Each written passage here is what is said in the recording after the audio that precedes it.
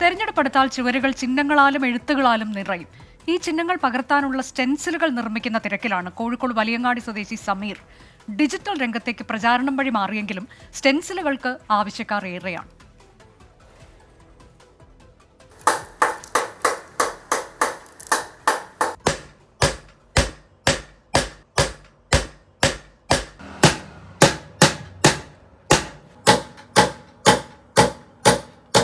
അരിവാൾ ചുറ്റിക നക്ഷത്രം, കൈപ്പത്തി, താമര.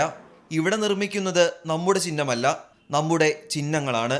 ഭംഗിയും ആകൃതിയും വലിപ്പവും ചോരാതെ ചിഹ്നങ്ങൾ ചുവരുകളിൽ നിറയണമെങ്കിൽ സ്റ്റെൻസിലുകൾ തന്നെ വേണം.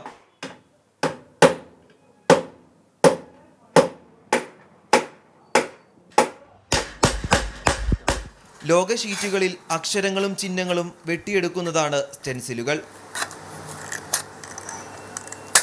വലിയങ്ങാടി ഗണ്ണി സ്ട്രീറ്റിലാണ് തെരഞ്ഞെടുപ്പ് കാലമായാൽ തിരക്കേറുന്നത്.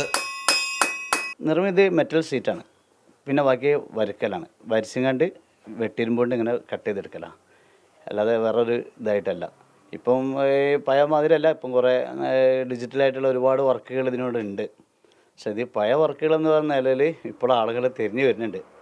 കൈപ്പത്തി അടയാളം നിർമ്മിക്കാനാണ് ഏറ്റവും പ്രയാസം. എളുപ്പം അരിവാൾ ചുറ്റിക നക്ഷത്രവും.